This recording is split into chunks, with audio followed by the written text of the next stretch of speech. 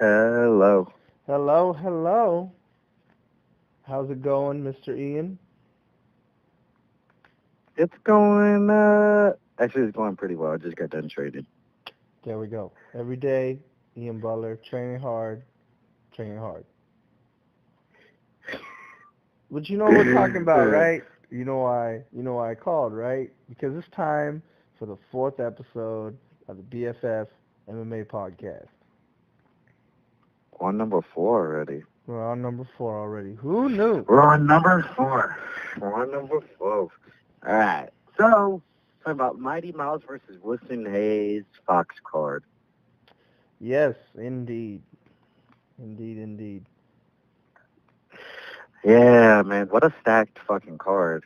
Out Agreed. there, or close to my hometown in St. Louis, Missouri, was out in Kansas City, Missouri, home of one of the best barbecues in the nation.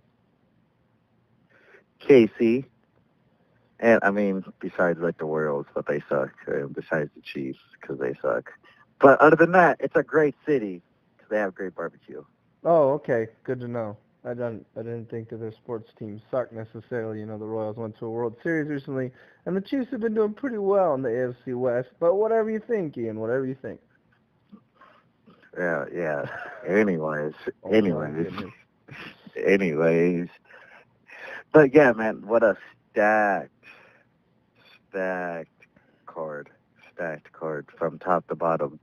And one of my good friends, because I don't think we're going to go with the prelims, but I think we'll flash through them. But Ashley Evans Smith was on this card, and she was on a winning streak, and she was the first fight of the night, for crying out loud.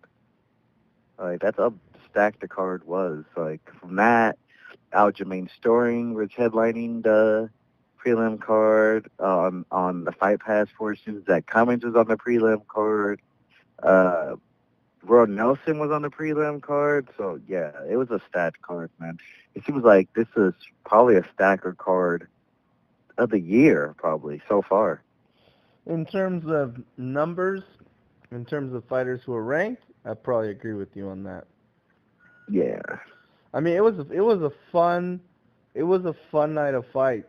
It was a lot of diversity, a lot to be showcased, and just a lot of fun as a fan to watch.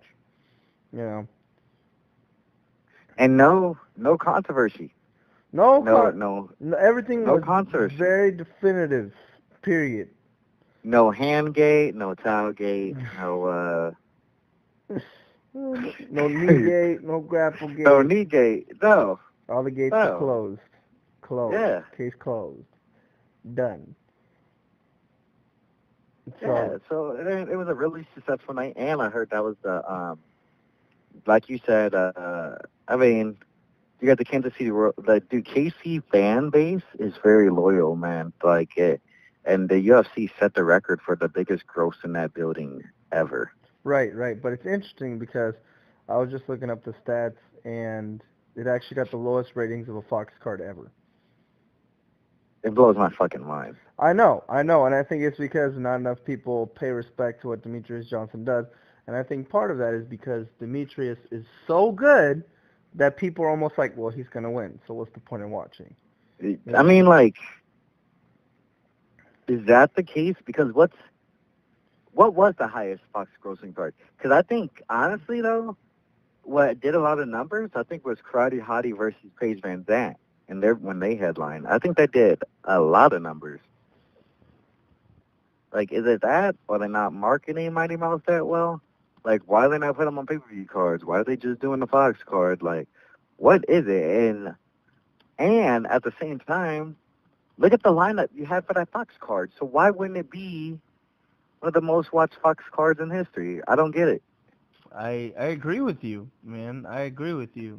And when it comes down to it, um, the most watched UFC on Fox card was UFC on Fox 22. Who headlined that? I'm looking it up right now. I think you're right. I think it was Van Zant versus Watterson and Sage Northcutt. You know why? Because That sucks. that's the pretty boy card. That's why. I just figured it out. It's people who are watching it on Fox Oh, or skipping through the stations. You know, they got ABC, oh man. they got NBC, they got KCal9, and then they see Fox and like, damn, who's this spiky-haired guy? And that's Sage Northcutt. But he ain't no Demetrius Johnson. He ain't no damn Robert Whitaker, that's for sure. He doesn't even have a title. Demetrius Johnson defended his title for 10 10 times. 10 times Consecutive, exactly. On a Fox card, and it's one of the lowest rated things in Fox history. Like, that fucking blows my mind. Well, let me break it down. Another one of the lowest rated cards was him versus Dodson on Fox. To me, that's one of the best MMA fights of all time. Their first fight. I don't know that. I don't even know what the numbers were in that. I don't even know the numbers were in that because I was at that card. Oh shit. In Chicago, Illinois. I was there that night. That was a hell of a fight. Hell of a fight. I mean, yeah. And I was going on I think I was training pro at the time, but I was still building a name, so my seats were a little up and I ain't gonna say bleachers. But it looked okay, like, Ian, you were there. That's all I gotta say. I was at the Fox card. I was enjoying the experience. I was there. They look like little dots. They look like little dots moving around. Oh, jeez. I think Rampage was on that card against Glover Teixeira. Yes, he was. And Glover Yeah. won by decision, and I was very disappointed in that fight. I remember because I was at a bar in Seattle watching that fight. And yeah, I was at a bar in Seattle because I was dating a girl in Seattle at the time, and she was like, "Oh my God, I love Demetrius Johnson." But the interesting thing is, she knows Demetrius really well because he went to school around that area. Obviously, he's from Washington, from I believe it's Kirkland. Okay. And she's from the same area, so the viewing fan base out there is crazy, man. When I went to go see that fight at the bar, you think it was Anderson Silva fighting against Chris Weidman, number 2, man. It was awesome. I loved it. So when I look at the ratings and I'm like, what is wrong with people when it comes to Demetrius Johnson? I mean, well, we're gonna get to it, but I'm just gonna say one word, and that's the best. Period. He's the best pound for pound fighter in the world, any weight class, any sport, I almost want to say any era. Because even though the guy's been defeated, he's been so definitively getting better and better and better. And even guys who retire undefeated in any combat sport, right? Even guys who go on and have a successful career, at some point there's a downslope.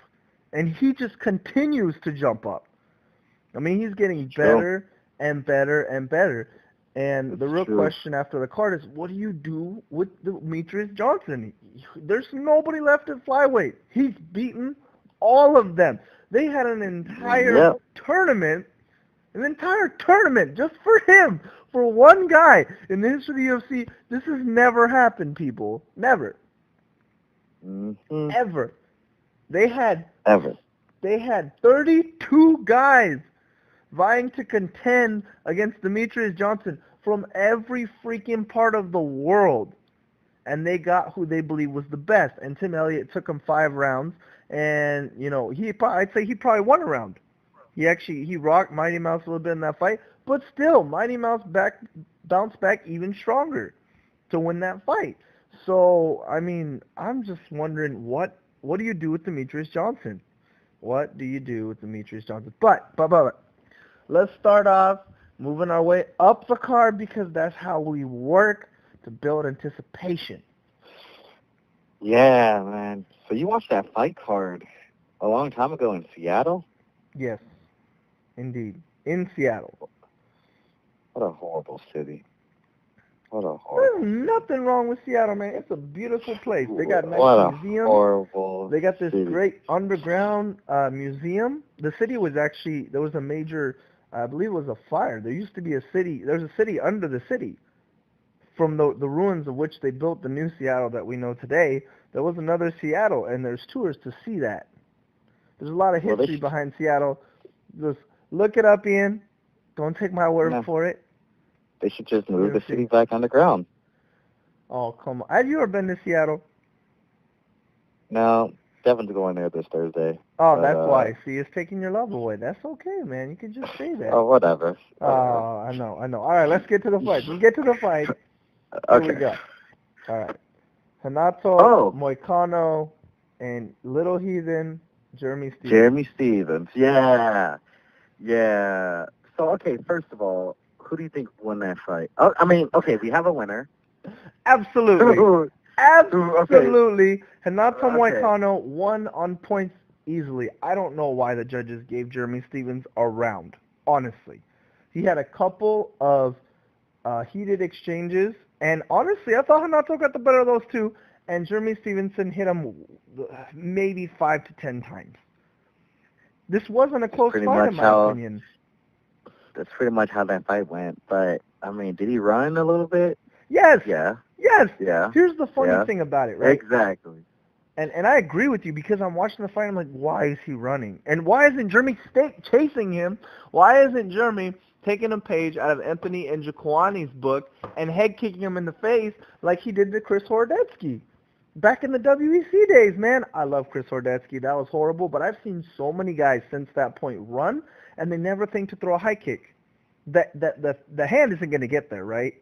As a fighter, you know if a guy's circling away from you, you throw a punch, it's probably not going to reach him because your arm length reach isn't enough, and that's why they're circling away, right? But if they circle away and you throw a power kick to the head, well, Anthony Njokuani shows you what happens, and that's you get flatlined.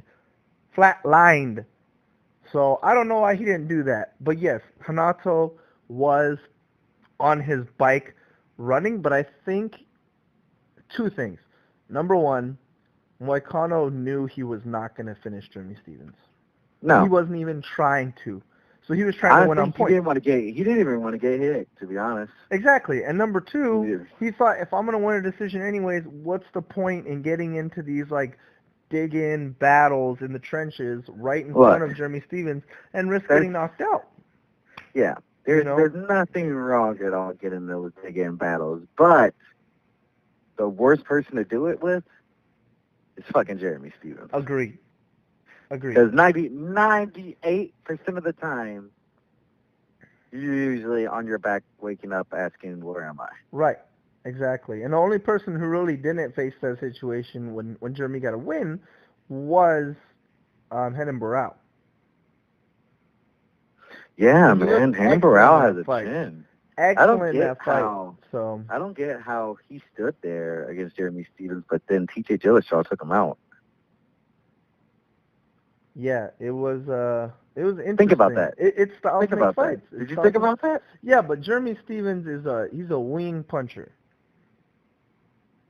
Yeah, I wouldn't really call Jeremy Stevens a technical guy per se, you know? He throws his uppercuts from his fucking toes. Hooks and uppercuts are his bread and butter. He throws his uppercuts from his toes. You know who got hit with that uppercut?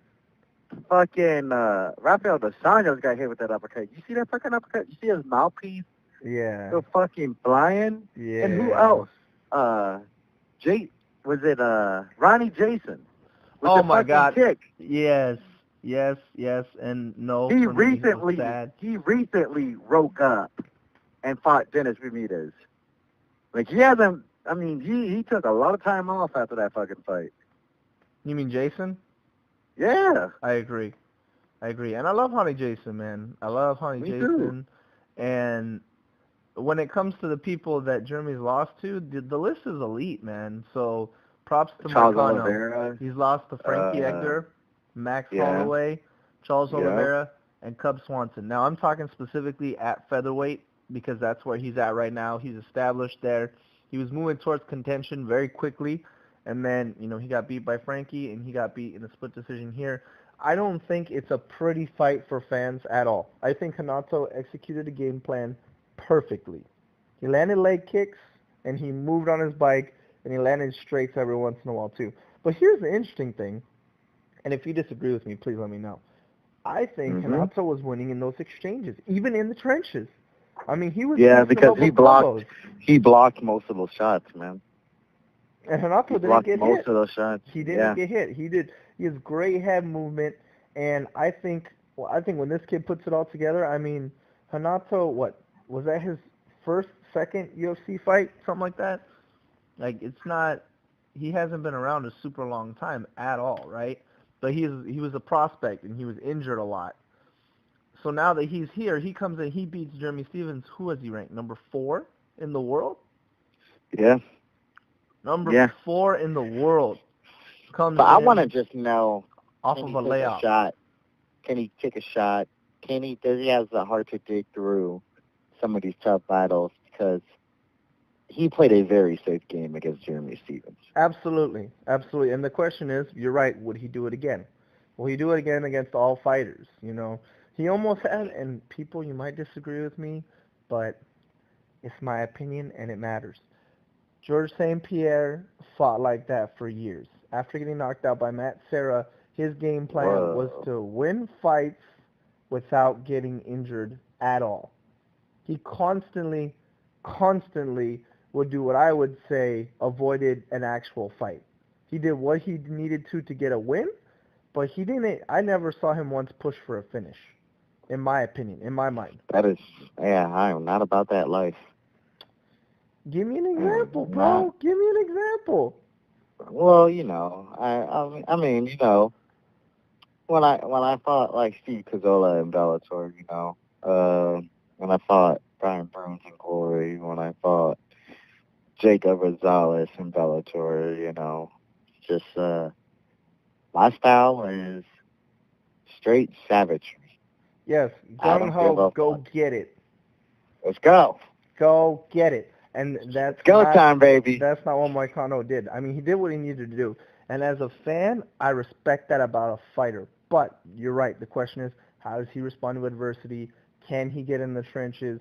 And what happens when he does? Because it's been proven in the UFC before, when a fighter comes in and he fights like that, the title shot never comes. Nope, The title shot nope. never ever George comes. St. Pierre You had a lose one country fight, on and the his UFC back, will be like, bro. you're out the door. George St. Pierre had a country on his back, and he was really popular, so that's why he always got pushed. You know, if you know one fighter, honestly, that played a safe game like that and had a very good win streak and got cut on a large win streak, John Fitch. Exactly. Exactly. And that's exactly what I'm talking about. But the Like, way he fuck, lost the way he lost to Johnny Hendricks was just that was bad. He thank went you, blind. good night. We'll see you in another organization in 2 years. You know, you know what I mean? Fuck. Uh, Yeah, that was so pretty bad, man. That was pretty bad. Yeah. But yeah, he won the fight by unanimous decision, so right, it right, and was, he's won 7 of his fights by unanimous decision. So who knows? fuck, Maybe that's this not is his good. style. Not exactly. So we'll see what happens. So the question is, he gets the win. Some would say it was a fairly easy win because he didn't take much damage and he was able to execute what he wanted to do perfectly for the most He part. ran a half marathon in the cage. Right, but he also landed some good combinations. So the question is, who do we give him that's going to make us see his heart and what he's really got in the gritty fight? Who do you think you match up with? Who do you think you match Hanato Moicano up with after this win over Jeremy Stevens in a not so impressive fashion, let's say? Um, hmm. So he just beat number 4 in the world, right? Right. Give him Duho Choi. Hmm. Now, see that he's probably gonna make him fight. Duho Choi will chase his ass down for Or, or, or give him Jason Knight. where's Jason Knight in the rankings right now? He's not ranked, that's the thing, and he just smashed Alex Caceres. And That's have you true. seen that boy's fighting style? Yeah. Like, not only will he give it to you on the feet, but he is savvy on the ground. You're going to have to fight him somewhere. Yeah, that's Louisiana boy, right? He trains with Dustin Yep. Poirier, right? No, because Dustin Poirier moved to American Top Team and been there for a good while. But, yeah, he is from Louisiana, but he trains Tim with... Kreger? No, he doesn't. Because he's down there too. Clemente? Oh, Rich Clemente. Yes. That boy, he has an amazing fighting style. Yeah. And Rich Yeah. Clemente also had an amazing fight, did an amazing job, and derailed Andrei Koreshkov from being a Bellator prospect right off the bat. I mean, right off the bat, he executed perfectly. Everyone thought, oh, the new age of Russia has come to America. And then Rich Clemente's like, y'all better get shit out of here. Come down to Louisiana and talk like that, you're going to get messed up. So it's no surprise to me that Jason Knight falls in that same category. I think you're right. I think that's an interesting fight to make. I think that's a good fight to make. I also think the winner of, and this is going to sound a little crazy, but like I said, he's ranked number 4. He came in, he beat him, in my opinion, 30-27 each round. The judges didn't see it that way, but the question is, what did the UFC see, right? Because that's how they're going to decide the matchup. Give him the winner of Swanson versus Lobov. I knew you were going to say that because God forbid if Swanson wins. I mean, God forbid if Lobov wins because I don't like Lobov. Who knows, man? I think he has a similar style to Jeremy Stevens. I think we're going to see the same shit. Really? Yeah, because Lobov, I think, is worse than Jeremy Stevens.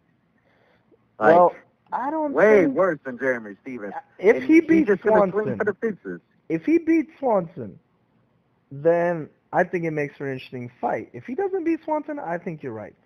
But the thing about Lobov is he never stops coming forward. He's an idiot, man. He seems like a Frankie. Like, don't get me wrong, man. I love savagery, but Jeremy Stevens does it in a smarter way. Like, you know, he can put combination. Like, he can throw kicks. He can do that low ball. He was swinging for the fences, and he's like, like, you know, like, he has no ground game. You know, like, it's, I don't know, man. With the record, I think it's because Lowball got in the UFC with just because he was pretty much Connor's bag boy. Pretty much, yeah. But he's fighting well. He's fought well in the UFC. Yeah, he's now in this fight with Cub Swanson, and we'll see what happens. His career is going to be shorter than most fighters. That's clear. I mean, to me, his style kind of reminds me of Vanderlei back in the Pride days of walk forward, throw straight punches. When you get close enough that straight punches aren't going to land clean, throw hooks. That's what he does. You know? And that's why when he fought against Ryan Hall in the Ultimate Fighter finale, right? He fought him in the Ultimate Fighter finale. Yeah, yep, I was there. Yeah, that was Tony versus Barboza. Right. When that fight happened, that's why I love Ryan Hall so much, and Lobot. They were getting so pissed off about it, but I mean, he was doing what he needed to do. Because he has no skill. Who does? Lobot has no skill. Oof. Whatsoever. Heavy. Yeah, I said it. Yes, but you gotta admit, he's a fighter and he's exciting. He's a fighter's fighter, right? Yeah, well, exciting. Yeah, fighter's fighter. I give, but there's something that's not there. There's not a flair that's there. Dustin Poirier is a fighter's fighter. Okay. You know, Jeremy Stevens is a fighter's fighter, but there's something that's not there. You know. Yeah. Maybe Conor Shadow's just way too big, and he just can't even just get a little bit of sunlight. Either way, Doo Ho Choi, winner of Cub Swanson versus Artem Lobov. I think they both are logical matchups for Renato Moicano. Okay, yeah. All right. Second fight on the card. Oh, yeah, man. I've been watching Robert Whittaker since Tough Smashes. And one of the things, they used to compare him, and this was on the show, they compared him to Thomas Hearns. I'm sure you know Tommy the Hitman Hearns. Dude threw a long jab, a snappy jab, something Robert did excellently in that fight to set up the big combinations that rocked Jacare originally in the first round and ended up finishing him in the second. Man. I am excited. It's been a long time, bro. Upset of the year. You think so? Upset. Hell yeah. Hell yeah. Trying to think of nobody wants to fight fucking Jacare. You fucking kidding me? That's true. Are you fucking kidding me? Not only does nobody want to fight him, But did you see what happened when Jacare took Robert Whittaker down? He got Did you fucking up. see what happened? Yes. He got right back up. Exactly. And the beautiful He got part, right back up. I've never, in his entire professional career, I've never seen a single man in the world get Jacare off their back. Off their back during the fight. Robert Whittaker was calm. Robert Whittaker was technical, and Robert Whittaker executed beautifully. And as soon as Jacare got on his back, he was able to shake him off, no problem, and actually ended up on top of Jacare. How many people can say that in the world? Robert Whittaker can say that. That's who can say that. I think. Hold on, rewind. I think one person possibly did a little ground game with them and beat him, and that was Luke Rockhold. Man, don't bring up that shit. Who won that fight in Strikeforce? Who won that? Luke Rockhold. Exactly. Who the hell shouldn't have won that fight in Strikeforce? I'll give you a hint. His name begins with Luke and ends with asshole. Sorry, Rockhold, my bad. Did he win the fight? Yes or no? Ridiculous. Jacare won that fight. Did he win that fight? Yes. What does the judges say? I don't give a shit what judges say, Ian. What do the judges say?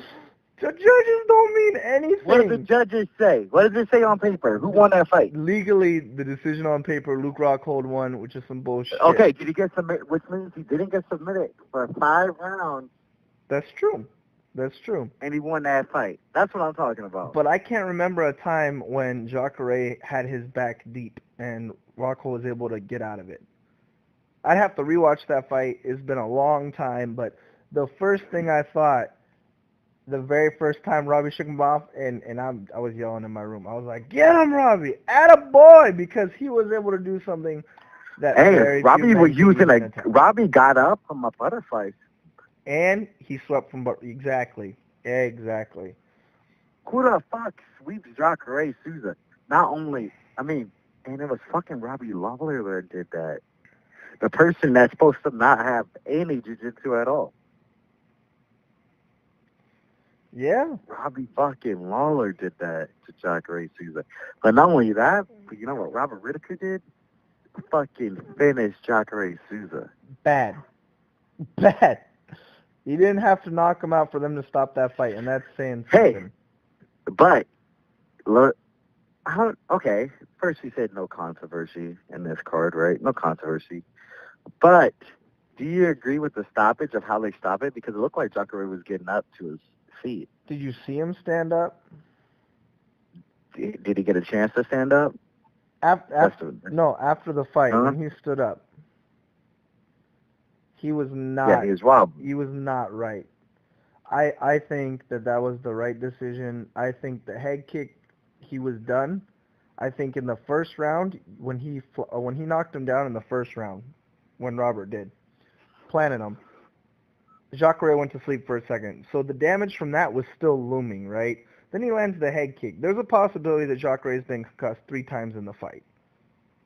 And was he trying to grab a leg? Sort of, but was he mostly turtling up by doing so? I would say that fight was stopped at the right time. Okay. It was just an odd moment to stop a fight when somebody turns over, you know? It is an odd time, but here's the thing you also have to remember. As soon as the ref begins to step in, the fighter on top is going to stop hitting, right? So if the other fighter is pinned down and getting beaten up, as soon as he starts to back up, the other fighter, of course, is going to look like he's getting to an advantageous position. You see what I'm saying? I got you. I feel you. So, and I've seen that happen a lot in MMA, a lot. And people say, "Oh, he wasn't out. He was fine." No, if somebody's punching you in the face and then somebody else goes, "No, you got to stop," then obviously you're going to be able to grab a leg or something at that point. Otherwise, Robert holds him down, Robert knees him in the body, Robert hammer fists some more. I think that was the right decision. And they gave Jacare chances. It wasn't like the plenty of chances. They gave him chances. Exactly. Talk about one of the most fucking kitchen field fucking burner fucking division right now, the 85 division. Whew. Because honestly, we seen what happened last week with Musasi and Weidman. And Weidman. Right. Where the fuck does Weidman go? Do you give him Musasi? I mean not Musasi, but do you give him Jacare? That ain't a fucking easy fight. You give him Robert Whitaker? That ain't an easy fight. And then everybody's saying, oh, let's just give him an easy fight to get back on the win streak. Have him Who the fight fuck do you Brunson. give him? Have him fight Who the Brunson and fuck see do what you give him? happens. That's no easy fight. I know. There is no. That's what There I'm is saying. no easy fight. Look, Now, look down from the middleweight 20th. The top 20. Fuck the top 10. Fuck the top 10. The top fucking 20. All right. You know Tim Boach is sitting at number 15? That ain't no fucking easy fight. You know what I'm saying? Like, Yeah. fuck, we have to probably get outside the 20 to give him a fucking fight, maybe. You know, Get back fucking rolling. we're kind of going off, but since we're here, you know what fight I'd like to see with Chris Weidman next? Tell me if you agree or not. Give Uriah Hall a rematch. Oh, shit, I ain't think about that. Give Uriah Hall a rematch in the UFC. I ain't think about that. A guaranteed exciting fight. The UFC They're can both promote on it. they're both on losing streaks. Right? Uriah, I think, lost 2 in a row. This is Ryman's 3. Mm-hmm. That might be loser leave town, probably. And at some point, what do you say? It has to be that way, right? All right, so you're talking about the middleweight division, right? And this is how good Robert Whitaker is, man. Look at this. Listen to this list, Ian. This is nonsense, bro. This is. You would pull up your boy Robert Whitaker's list, huh? No, I'm pulling up everybody in the top 25. You got Bisping, who's the champ. You've got Yoel Romero, who has definitively beat both Lyoto Machida and Chris Weidman. He's the fucking boogeyman. You've got Luke Rockhold, who finished Weidman in extremely impressive fashion. You've got Jacare, who destroyed Vitor Belfort, who's beaten Gegard Mousasi, who's next on the list. You got Robert Whitaker, who just destroyed Jacare. You've got Chris Weidman, who, before his 3-loss streak has been killed. He killed it. He has a ranking for a reason. He's only fought guys top 5. Then you got Anderson. Then you got Derek Brunson. Then you got Vitor Belfort. Then at 11, you've got Christoph Jotko, who is. I like Christoph Jotko. I trained with Christoph Jotko. Okay, all right, and he's a decision fighter, but he can exactly. He's coming up, and he's fighting David Branch, which is a good fight. It's a good fight, right? But you're right. You look at the whole list. Then you got Kelvin Gastelum. You saw what he just did to Tim Kennedy. You got Talis Laitis, former title challenger. Then you got Uriah Hall, number 14. Smiling Sam Alvey, number 15. He's coming off of a 4-fight win streak. Tim the Barbarian Bosch, then Mamed Koladov, Thiago Santos, Elias Dorado. This list is insane. You're right. This is the deepest division in the UFC. To show you just how deep it is, you've got a guy like Nate the Great Marquardt, who is thought to be the guy to dethrone Anderson Silva, ranked number 23rd. Yep. And Alexander Shlemenko, ranked number 24. And we know how dominant he is. Yes, that's how crazy this list is. So, no way. Yes, according to Tapology. So what happened? What happened to dethrone him in the fucking division? I don't know. Have him fight Chris Weidman. Fuck. I want to see him fight Uriah Hall again. I think Uriah Hall deserves a couple that. People. Okay, before Uriah Hall, who was before that? On the list? Yeah. Oh, God. That list is long. Vitor Belfort. Okay, before that. Higher up or lower? Lower. You got, Tim Bosch. 4. You got Potko. 4. You got, let's see. Dang, you make me pull up the list again. Well, I mean. Yeah. But either way, like you said, anybody who's not in the top 5 right now, there's no easy fight at middleweight, period. No. That's the most stacked division, not only in the UFC. Oh, that's what I was thinking of. Give him Gastelum. Weidman? Yeah. Ugh, I don't know. What the? But let's not take away from Robert Whitaker, right? Jacare has a tough go of it. Robert Whitaker just finishes Jacare. Not only beats him, finishes him. right in the second. After being able to overcome being on the ground with Jacare more than once, getting up more than once, getting him off of his back more than once. Who do you give? Does Robert deserve a title shot? No. You know who I think he should fight next? Take a guess. Romero. No, Romero gets the title shot. So if Romero wins the title, Oh, Rockhold. I don't even think I like that fight that much. Yeah, Rockhold's out modeling right now. He needs to keep his face pretty. Yeah, exactly. Rockhold is coming off of a loss, definitive loss. Jacare is coming off a definitive loss. That is unresolved. I think that's the fight the UFC should make. Jacare versus Rockhold. I think Mousasi should fight Whitaker. Oh, shit. That'd be a good fucking fight, man. Exactly. And Roberts earned that level of a fight, man. He's earned it. Hey, he's one of those miracle stories, like Rumble. A person that went up a weight class is now doing 10 times better. Because he won tough smashes at 70. Yes, he did. Definitively. Yeah. Definitively. So, but man, a fun, and that was fight of the night for me. That was such a fun fight to watch.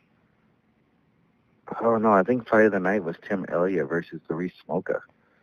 Yeah. If we're talking the whole card, yes, I was talking the main card specifically. But Okay. that fight was great, man. The transitions, that was the coolest ground fight I've seen in a long time.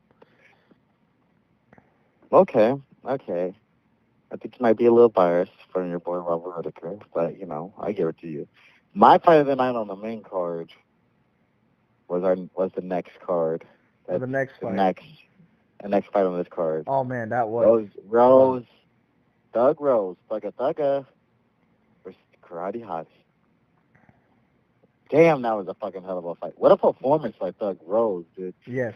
Man, did you see that fucking kick? Dude, the fucking Karate Hottie fucking flew across the cage after that fucking head kick. That was so nasty. And what's impressive, I swear to God, when Doug Rose hopped on her after that kick, Karate Hottie was going for submissions. I know. She was not out of it. Nah, she wasn't. But that choke, man, I've never seen more blood spurt out of a wound due to pressure applied. And Rose squeezed so tight, so that it immediately, like, man, it was like a movie scene. It was like, you seen Kill Bill? It was like that for me. I was like, oh my God, there is no way she's getting out of this. No way. So, but a very interesting fight. I think the fact that after getting bulldog tossed in the first round, Rose immediately was on her back was something to behold too. I do not think Michelle Waterson expected that. Dude, Rose is screaming. That's your next title contender right there at 115. She lost a split decision, was it, to Kovacevic? Yep. I didn't think she lost that fight. I liked Kovacevic, but I don't think Rose lost that fight. I think that is the money fight to make at 115.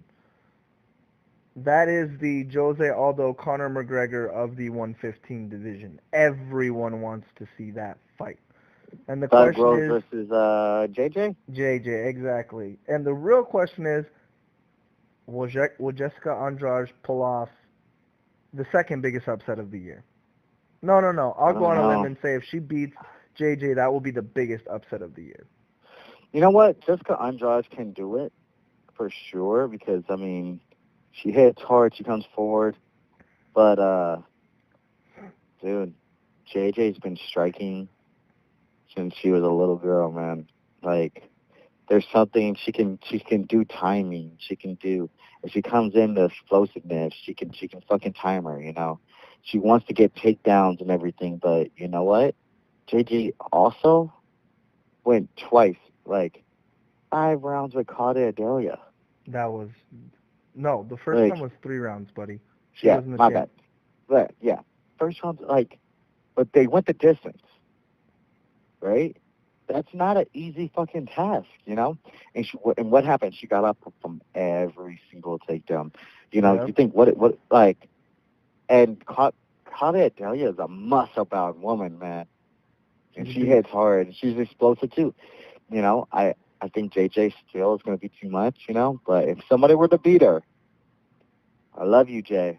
I think it'll be Rose. I think it would be Rose. If. That's a big if, though, too. But Because I think here's it'll the be Rose. thing. Rose can create problems for her on the feet that no other woman can. And on the ground, Gadelia is a brawler. And yeah, Kovalevich is a technical Muay Thai striker, right? she got out technical. And she That's got out for sure. technical and Claudia got out brawled. Yeah. Rose is an unorthodox, Savvy. awkward, savvy, extremely creative fighter in every aspect. The ground, And she the goes feet, and she the goes for the clinch, kill too. and she Oh doesn't yeah. stop. She does not Nope. stop. And we've seen in the Kovalevich fight that JJ can be hurt because she was hurt bad against Kovalevich. Yeah. Yeah, So man. I think Rose is it, and I think JJ's it's probably gonna win this because I don't know what just Conjar's gas tank is too. right, Because she's so explosive. Also, like, is that gonna last 3 rounds? yep. She can last 3, but can you last 5? You mean You Rose? know, so no, Jessica Andrade. Oh You yeah. know, so that's why I think JJ is gonna come up on top, and Rose and JJ. I think that's where it's at, man. And And she's muscle apparently, bound too, Andrade. oh yeah, oh yeah, oh She's yeah, just freaking stacked. She's a beast. yeah, man. So I think, dude, I think JJ is gonna take it, and I think that fight, Rose and JJ's where it's at, man.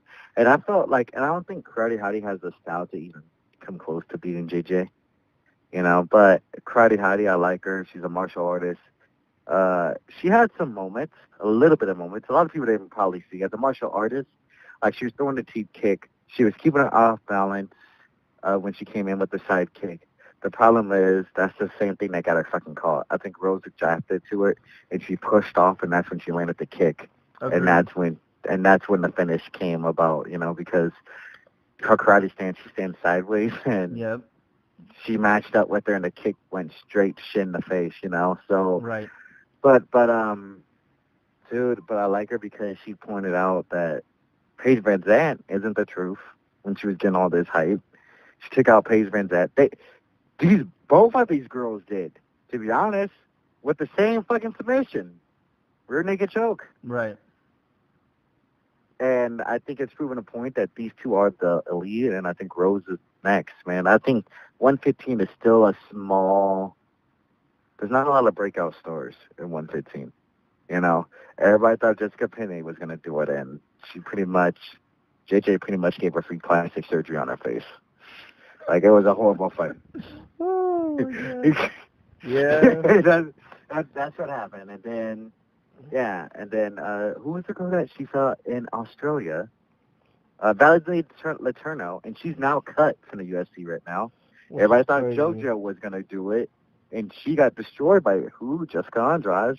It's not a lot of big people. Like, I think it's just going to be one of those divisions that goes circles. Like, if Rose can't do it, JJ is going to be the Demetrius Johnson of the division. You think so? You think it's that For definitive? sure. Yeah, for sure. That's There's heavy. not a lot of, because it's the same thing with 125. Like, we went around in circles, right? It was like Joseph Benavidez. Oh, you beat him. It's like, we got Ian McCall coming up. It's up. You can't get by Joseph Benavidez. He's like, oh, let's just smash this contender like Valerie Letourneau and all these other people. Like, oh, you got Dante coming up in the ring again, you know? Like, not that. Let's give him Joseph Benavidez again. Like, I think it's almost going to be the same thing for 115, man. Like, it's going to be, Rose is going to be the Joseph Benavidez, which she can come close to doing it, or she can't do it. You know, you got Right. Claudia Delia that fought her twice already, so that's like your Dodson. You know, and you might have JoJo's and some of these other coming in the ring, but Rose, Claudia Delia are going to be around for a very long time. And Right. it's just going to go in fucking circles. Interesting. That's I can agree with that. I can. And the thing is, just like Demetrius Johnson, JJ has shown that she finishes fights. She's a killer. As well, exactly. She's a killer. And Rose is the fight to make after just an amazing fight with Michelle Watterson. And she didn't stop coming forward, and it was an all-around exciting fight in every aspect of the game. And Rose has earned her title shot. Oh, for sure. Hands down. So. Hands down has earned a title shot. So let's get to it. To the main event of the evening. What the hell are we going to do with him, Johnson? Because there's nothing to say about this fight except for dominance. I know what dominance. To do. I have the answer. You give him Conor McGregor. What? And a catch weight of... What Conor going to fight at 145? Or DC said, like, dude, he has nobody to fight. I'd take him, but I don't know how many fucking towels we need for DC to get down to 125. Oh, my God. That's classic. That is classic. If I think about like 10 towels for him to get down to 125, you know what I'm saying? But, right. But in honesty, we can't. Hey, I think for his next one, give him Joseph Benavidez. That was the first person you won a title against. You knocked him out recently. Now Benavidez is on like a 3-fight win streak. I think that might be bullshit, Henry. No. That fight against Henry Cejudo, he did not win. Okay. Yes, he did. No, I don't know. Oh, I thought you were talking about Mighty Mouse. Oh yeah, yeah. Did you see that? Oh yeah. No. When Joseph Benavidez fought Henry Cejudo, because that's part of his little win streak, he did not win that fight, bro. He did not win that fight, in my opinion. It was close. It was a close fight, but I give it. It was close. And with the fucking, I think the low blow, and I think he got a point taken off. Right. Henry Cejudo, it would have been his for sure. Exactly. And the low blow wasn't. I mean, it wasn't a flagrant multiple foul. A lot of people thought the low blow was, they took the point early. Oh, he hit him twice. Yeah, he did. He hit him twice, and he took the point early, which is bullshit. But dude, I think he's just gonna run through this division. He already has. He already has. But I think he's gonna smash that record so bad that nobody comes close to it ever in the UFC. I think he's gonna kind of transition out of 125 again. You know what though? How many title defenses did John Jones have before being stripped? That ain't gonna happen with Demetrius Johnson. Yeah, but I'm just saying, how many title defenses did John Jones have before being stripped? I don't know. Do you know? He won it against Shogun. He defended it against Rashad. He defended it against Rampage. Lyoto. Lyoto. Glover. Chael. Vitor.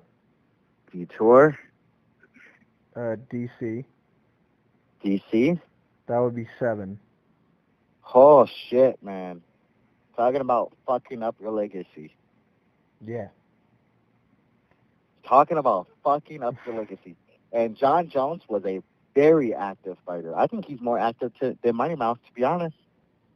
Well, they're having a hard time lining up anybody to fight against Demetrius.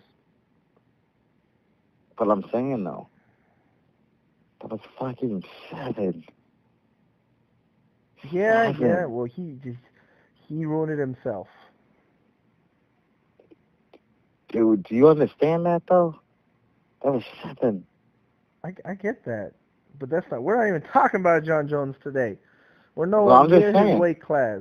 I'm just saying. We're talking about second title defenses. I'm just saying. And guess what? Seven. He ain't there anymore. He ain't there. I He mean, doesn't. He doesn't have a he back in title. July. He He's doesn't back in have July. active status in the He's back in UFC right now. He's active in July. We'll find out what happens then. We'll see. We'll see for how long. He was reinstated for like 3 months before he got busted again. All right, just saying. All right, let's go back to Demetrius. Let's talk about the greatest in the world, pound for pound. Joe Rogan has said it over and over again. He is the best. Wilson Hayes did nothing against him. Wilson Hayes' pedigree coming into mixed martial arts was jiu-jitsu, high level, Brazilian champion jiu-jitsu. And Demetrius punched him in the face to the point that he's like, you know what? I don't need to punch him out. I don't want to ground and pound him. Let's get an armbar tonight. He decides how he finishes. How many fighters in the history of fighting can say, I'm going to tell you what punch, what kick, what knee, what submission I'm going to finish you with? He chose that. Yeah. He could have done anything to Wilson Hayes. That was nasty. Like, pretty much what happened was Mighty Mouse was so quick on the feet. Wilson Hayes barely, I don't think did he even land a punch? I don't remember anything positive happening from Wilson Hayes' end, honestly. No. So, DJ was so fast that he was in and out. Yes. And then when he got close, DJ was super slick. He started landing a couple body kicks that were so fast that he got in and out. And then those when he were got hurting close, him. and then when he got close, like he was hitting him with knees and then out right away. Exactly. He tried to do a shot. He tried to do a shot. Stuffed right away. Stuffed right away. Stuffed right away.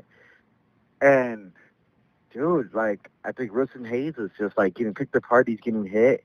When you get finished in the third round or fourth? The third. The third, yeah.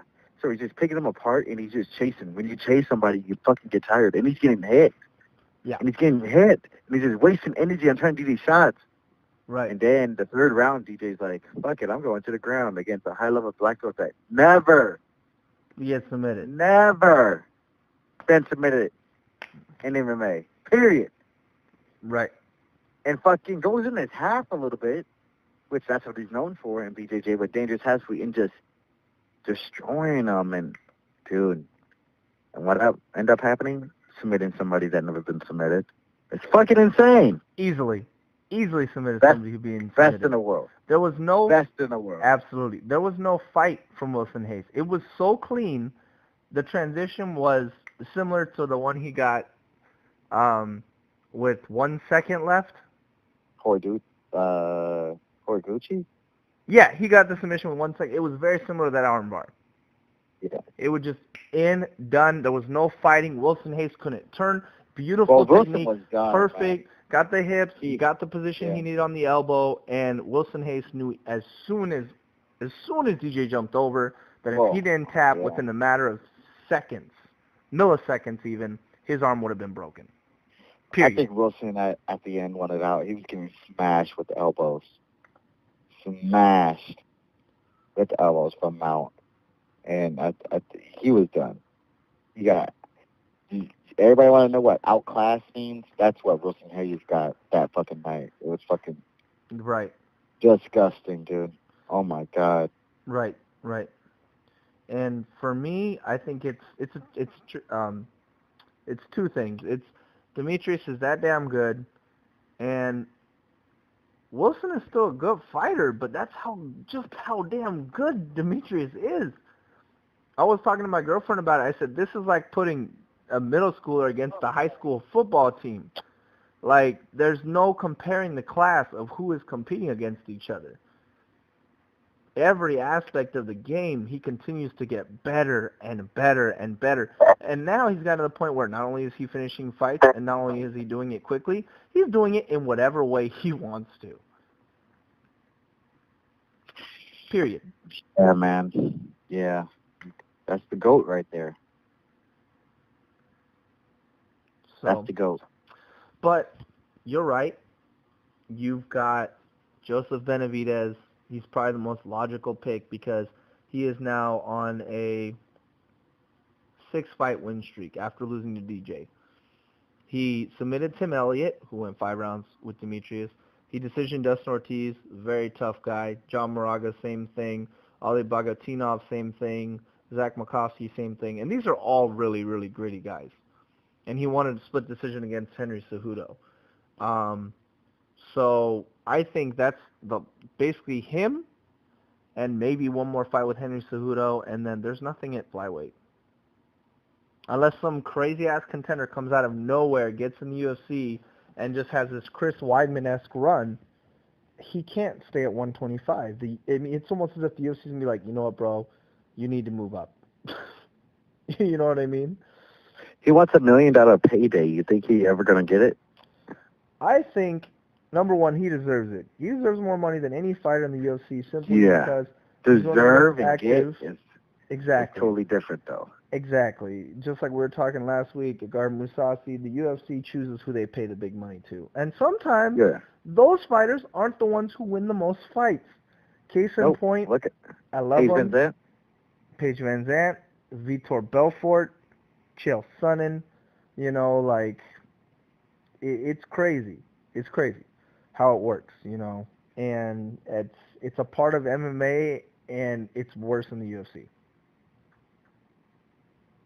You know, and you and I have talked about it personally, you know, in regards to when it comes to, you know, you want to get paid what you're worth as a fighter, and you should.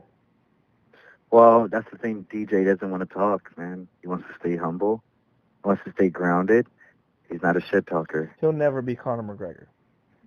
Nope. He'll never. The only time he talks shit is when he's in the shower. He's like, I'm the best in the world. I'm the best. Oh, he shines this belt. I heard this in an article that Demetrius wanted to have a belt given to him for each title defense he's had when he breaks the record. So he can take a picture with all the belts. Because he attributed it to, you know, Andre Ward or Floyd Mayweather or any one of those boxers who've taken pictures with all their belts around him like, yeah, look at me. But the thing is, sorry, Demetrius, those are all different belts.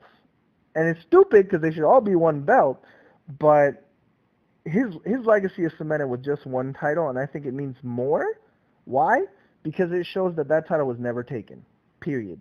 Well, also, though, too, you got to give him, you have to be fair. How it works in Bellator and the UFC is every time you defend a title, they give you a new belt. So no, that's not the way it works. Yes, it does. No. Yeah. Dana White specifically said in an interview in regards to this with Demetrius Johnson, specifically, if we gave a belt out to every title holder who defended a title each time, that would be a lot of money. They get the same belt they came in with. Cool, dude, because look on Embedded people. When Bisping was like, hey, do I bring the belt? He goes, no, we'll give you a new one. Yes, but I don't think that's the one you keep. That is the one you keep. I'm just telling you according to what UFC President Dana White said. And Dana White's a liar most of the time. Oh, my gosh. 85% of the time he's talking shit. Be careful what you say. He wanted to give. And I really don't. No. Because, honestly, for McGregor, he makes a lot of fucking money. Give him another belt. With Woodley, and he has like a little show, a little documentary called Champ Camp. He goes like, oh, like my belt, this is Ivory. Ivory, Andre, he's going to meet her sister, Ivory, because I'm going to get another belt after I defend this title, which he does. In the big show, they give you another belt. So I don't know what he's talking about. I just don't think the UFC had 9 other belts to give DJ, to be honest. And that's what Dana White said. He said he's going to get his belts. It's just going to take a little time. Exactly. So. Exactly. But at the end of the day, I think the best move for Demetrius, maybe fight Benavidez another time. I think he handles him. He handles everybody. He handles them easily. Well, the matchup is even better for Demetrius. Even better, because Joseph Benavidez isn't very technical. He's a brawler. And that gives DJ the perfect opportunity to counter, you know. Just like when Anderson Silva fought against a guy who was a brawler, it was an easy fight because they would just come forward to him. He didn't have to go after him. Well, now Benavidez is now working with Dwayne Ludwig. Right, right. And the question is, how much has that changed things? But you also got to consider he won a split decision against Henry Cejudo. So those two men, in my mind, are the only ones who pose a threat, potentially, to Demetrius. If he wins those fights, he should go up for DJ? I think he should fight Cody Garbrandt. No. I think he should fight. Not. That's not going to happen because I think TJ Dillashaw is going to beat Cody. We'll find out about that one, okay? I think that he should fight Dominic Cruz. I think he should fight TJ Dillashaw. I think that he can go up to bantamweight. I think things have but changed. at 125, who do you give to him right now? It's got to be Joseph. It's got to be Benavidez. Then if Cejudo wins his next fight, Henry Cejudo, and then, like I said, there's nothing left. Period. Unless some young gun comes out of the wings, you know. Tim Elliott won a decision against Louis Smolka. Ray Borg? You've got to be so impressive for me to think that you're going to be able to not only get a fight with Demetrius, but to be able to give him a fight and actually win it. That's three different things entirely.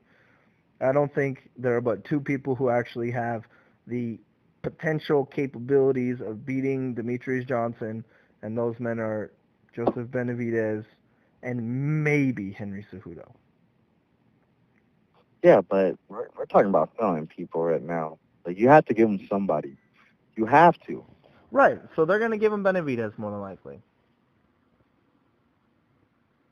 Damn. So, and that's that. But he's the greatest in the world. So, I mean, whoever beats him, if he ever gets beaten, and I usually don't say that, but I don't think he's going to get beaten. I think he's that damn good now. Whoever beats him, it's going to be the biggest upset in the history of the UFC. Depending on who it is. Period. I agree. I mean, he's just unstoppable. He's proved it time and time and time again against the best in the world, period. And the best in the world outside the UFC by bringing in Tim Elliott. So, and some people are saying that Tim Elliott could give him a better fight the second time around. He had a tough weight cut, you know. Things would be different. Maybe give him that fight again, but I agree with him though. I agree with him. Like he was coming off the Ultimate Fighter. There's three fights. 3 fights in a short amount of time, and he's a big 125er. I know. I feel for him. That's what I'm saying. Like I understand. Right. And for sure. We'll see what happens. I mean, he beat Louis Smolka in a it was a unanimous decision win, but it was fight. I think it was more competitive. It was very competitive than what the unanimous decision is, you know. Absolutely. You know, I don't know why it wasn't a split. Because that's MMA for you, Ian. That's MMA for you. Fucking bullshit. So, yeah, but whatever. We'll see what happens. I'm curious to see who the UFC matches up with them next. And that's UFC on Fox. Hayes versus Johnson. Mhm. That's the gist of it. So, what do we got coming up, Ian? What do we got coming up? Next week, dude, we going to Nashville. I mean, not we. I mean, I've been to Nashville. It looks like fun. Fish. They have awesome fish tacos, and if you like to... Fish tacos? I would say barbecue, bro. Hone down. No, they don't. No, they got good fried chicken, like good Southern food, and they're really known for the fish tacos, and it's really fucking good, too. But Southern fried chicken, like spicy fucking fried chicken, kind of like Popeye's Louisiana style, but better, you know. That's what they're known for. But we got that card. Hungry. We got that card. We got Swanson versus Lowball. And this is a great card. Oh, damn, my phone, my computer. Yeah, kind of similar to Fox. You've got Ovin St. Preux. You've got... who's a losing streak, by the way, but he needs to pick it up. But and he's from... He's still from Tennessee. He's from Tennessee. He's from that area. So he's going to have a good homecoming. You have Ali Quinta versus Diego Sanchez. It's a co-main You got event. Ali Quinta, who's fighting very well. Yeah, who's been out for like a year or two. Diego's been fighting very well, though. John Dodson fighting Eddie Wineland at bantamweight. That's going to be an insane fight. I like Eddie Wyman. I really like Eddie Wyman. You got Joe Stevenson fighting Stevie Ray. No, I believe Joe Lozon versus Joe Lozon. Stevie Ray. What did I say? So this card's flying a little bit under the radar for me, but I can't wait to talk about it. Dude, because you got Jake Ellenberger versus Mike Platinum Perry, and you got Talis Laters versus fucking Smiling Sal Alvey. I know. This card is going to be a fun one. See, this is one of the examples of those cards that doesn't seem like it has a lot of ranked fighters, but this is the kind of card that's going to build contenders. Dude, bullshit. You also got fucking Dustin Ortiz fighting also. Like, dude. You got Jessica Penne versus fighting fucking Daniel Taylor, who Daniel Taylor is from California, from Saxon Muay Thai, trains with Alan Joban, and Jessica Penne fought for the title and got her face reconstructed by JJ. Oh, of course. I'm just telling you, Ian, on the outset it seems like this is more of a fun card, but every single person who's fighting on this card will establish themselves in their division with a win. Dude. High up. Dude, you got Brian Barberino versus Joe Proctor, and you also got Matt Snell fighting also Hector Sandoval. Like, and that's the first fight of the card. That's your whole fucking card right there. I know. I can't wait. It's going to be awesome. It is going to be a lot of fun. And Cub Swanson's in the main event, so, I mean, it's hard to think that won't be fight of the night, but yeah, it's going to be hard. I'm interested to see what Cub Swanson does because he is like, I'm way more motivated than anything. And he shouldn't even be motivated, honestly, because he just fucking had the fight of the century with Duho Troy. But also, Lova's been running his mouth and said that Cub Swanson's a bitch and has no balls. And he said that for Cub Swanson. He said that to Cub Swanson. That's the person he is, which I don't know what Loval's fucking talking about. He is an idiot for sure, but we'll have to talk about it next weekend. Coming up, UFC Nashville. Be breaking down all the action again. Hopefully Ian finally gets this podcast up on his Instagram and YouTube page. Check it out. YouTube for sure. Definitely like and subscribe for our podcast. You know, we're still coming up. Ian, final thoughts. Let's go. 5 words to describe UFC Fight Night, Johnson versus Hayes. I can't do 5 words. But awesome fucking card from top to bottom. A lot of good fights. Ashley, I owe you a vegan cookie because I said you fought so well. So, Ashley Evans Smith, come at me. I give you that cookie. Exciting. A lot of finishes. If anybody didn't see the prelims, man, Kansas City was rocking from the first fight all the way to the last fight, man. A lot of high energy. It's so awesome that the UFC can go to a Midwest town in Kansas City, Missouri. I think they're aiming for St. Louis coming up. I don't know when or exactly, but that's their next time they're going to go to Missouri. Fantastic cards, man. I love these fight night cards. The fight night cards are turning out bigger than the pay-per-view cards are now. And then you have another one going to Nashville, man. We're hitting the Midwest and the South, and with high-packed cards. And this is what I love fighting about, man. Coming to these cities that you've never gone before. So it's awesome. Yeah, it is. For me, it's domination, and JJ Rose is coming. Yep, and I just got a breaking news announcement. That was my breaking news music. So Cyborg, it looks like she's going to be returning to the cage July 28th in Anaheim, California. Oh, all right. That's a good way to end the podcast. I can't wait to see who they match her up with. God bless whoever that is. Exactly. All right, people, we out. Sorry we ran a little bit over time. Thank you for listening. Tune in, like, and subscribe to our page if you like it. Deuces. Peace.